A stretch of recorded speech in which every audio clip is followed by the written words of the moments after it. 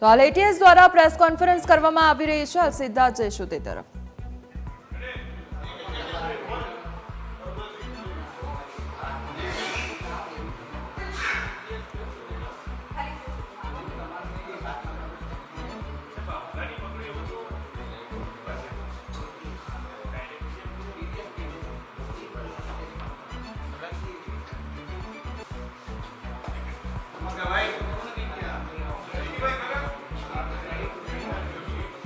ઝડપી પાડ્યો છે અને ગુજરાત એટીએસે અફઘાનિસ્તાન નાગરિકની ધરપકડ કરી છે. તો ગુજરાત એટીએસને મોટી સફળતા પ્રાપ્ત થઈ છે. દિલ્હીથી 460 ગ્રામ હેરોઇનના જથ્થા સાથે આ શખ્સ ઝડપાયો હતો.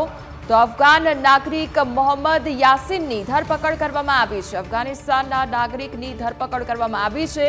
અગાઉ પણ ડ્રગ્સ દિલ્હી પહોંચાડવામાં સામે આવી હતી ભૂમિકા. તો અગાઉ પણ દિલ્હીમાં ડ્રગ્સ પહોંચાડવાનું કામકાજ સેના દ્વારા કરવામાં આવ્યું હતું. તો ગુજરાત એટીએસે વોન્ટેડ આરોપીને ઝડપી પાડ્યો છે. બેસિકલી માર્ચ 2024માં એટીએસમાં એક એફઆઈઆર રજીસ્ટર થઈ હતી, જેની અંદર એક જામનગર જોડિયાનો ઈશારાવ કરીને આરોપી છે, જે હાલ આફ્રિકા ખાતે રહે છે.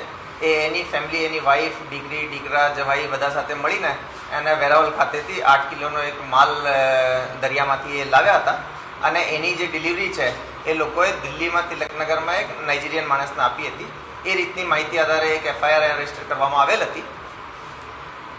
એ એફઆઈઆર પર જ્યારે વધારે કામ કરવામાં આવેલો અને જે પણ મની ટ્રેલ્સ હતી, જેમાં પૈસા એના છોકરાને આપવામાં આવેલ હતા, સાથે સાથે એના થોડા ઘણા ટેકનિકલ એનાલિસિસ જે નંબર્સ હતા એનો કરવામાં આવેલો અને એના આધારે નાઇજીરિયન અને અફઘાની આરોપીઓ બાબતે થોડી ઘણી અમને જાણવા મળેલ.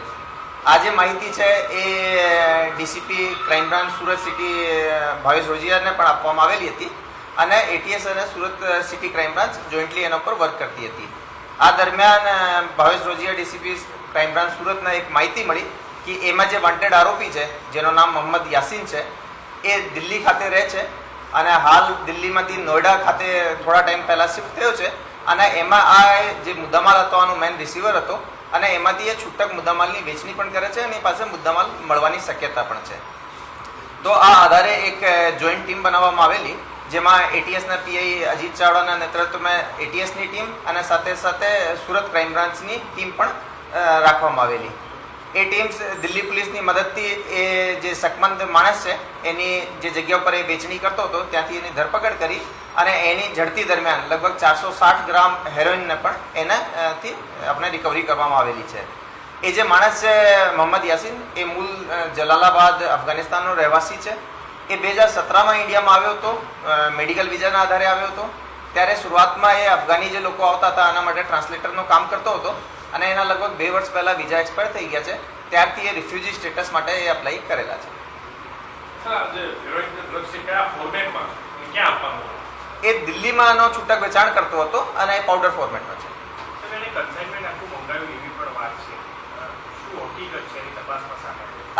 એના બતાવી દઉં કે એના મેં અટક કરીને કાલે જ કોર્ટમાં પ્રોડ્યુસ કર્યા છે. અમને 8 દિવસના એના રિમાન્ડ મળ્યા છે અને રિમાન્ડ દરમિયાન એ બાબતમાં એના કોઈ બીજા કોઈ સહયોગીઓ હોય, એ કોઈ બીજાથી પણ આ બધું માલ લેવતો હોય, એ બધી બાબતમાં અમે આગળ તપાસ કરી.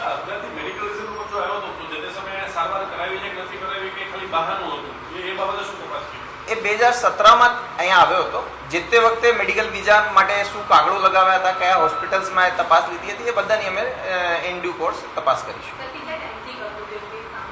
એ લગભગ 8-9 મહિનાથી તો ખરો કરતો હતો. એ બાબતમાં અમને પ્રાથમિક રીતે જાણવા મળે છે, પરંતુ ડિટેલ્સ અમે તપાસ દરમિયાન બહાર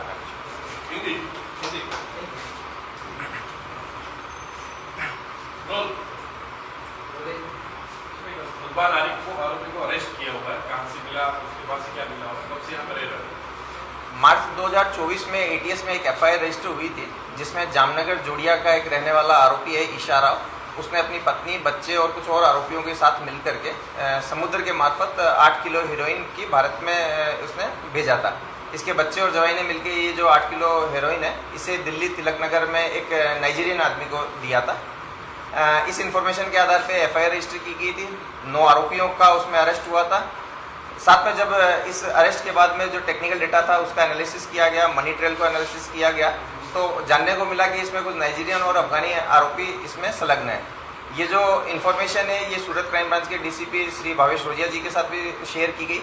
उन्होंने इसमें फर्दर वर्कआउट किया और इस दरमियान उनको एक इन्फॉर्मेशन मिली कि इस केस का जो आरोपी मोहम्मद यासीन है वो दिल्ली जो पहले रहता था हाल में नोएडा रह रहा है और दिल्ली में छोटी छोटी क्वांटिटी में ये हेरोइन की ले बेच का काम भी कर रहा है। इसके आधार